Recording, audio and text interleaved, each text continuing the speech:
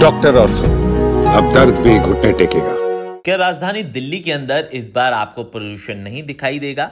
इस बार क्या कृत्रिम बारिश होगी? जो काम पिछले 10 सालों में नहीं हुआ, क्या वो आम आदमी पार्टी को चुनौती देने के लिए बीजेपी करने वाली है? दरअसल ऐसा हम इसलिए कह रहे हैं क्योंकि सरकार प्रदूषण से निपटने के लिए पूरी तरह से तैयार है और क्लाउड सीडिंग पर सीएम रेखा गुप्ता ने बड़ा स्टेटमेंट दे दिया है। दरअसल दिल्ली में प्रदूषण से निपटने के लिए केंद्र सरकार ने क्लाउड सीडिंग ऑपरेशन को मंजूरी दे दी है और IIT कानपुर अक्टूबर और नवंबर के दौरान कृत्रिम बारिश करेगा, जिसमें हवा में मौजूद प्रदूषक कणों को साफ करने में मदद मिलेगी। दिल्ली की सर्दियों में स्मोक का साया हर साल गहरा जाता है और जिसकी वजह से दिल्ली में पूरी तरीके से प्रदूषण काफी फैल जाता है और हर साल हमने देखा है कि दिल्ली में सांस लेना लोगों के लिए मुश्किल हो जाता है।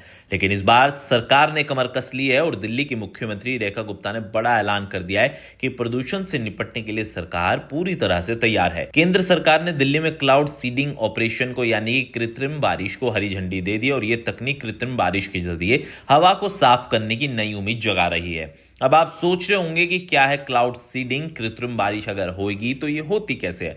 दरअसल आपको बताया कि IIT कानपुर को दिल्ली में अक्टूबर और नवंबर के दौरान क्लाउड सीडिंग करने की अनुमति मिल गई है। Director general of civil aviation यानी कि DGCA ने बुधवार को इसकी पुष्टि करी।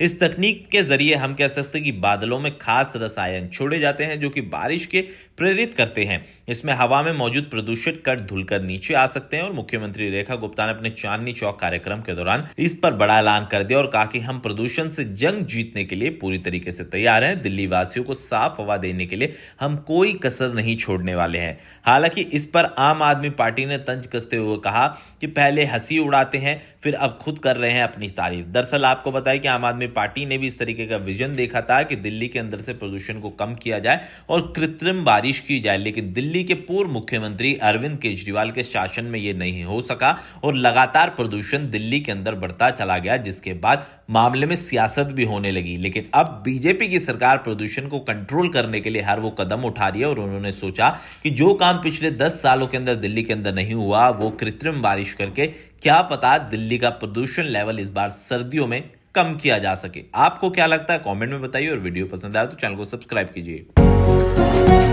डॉक्टर ऑर्थो, अब दर्द भी घुटने टेकेगा।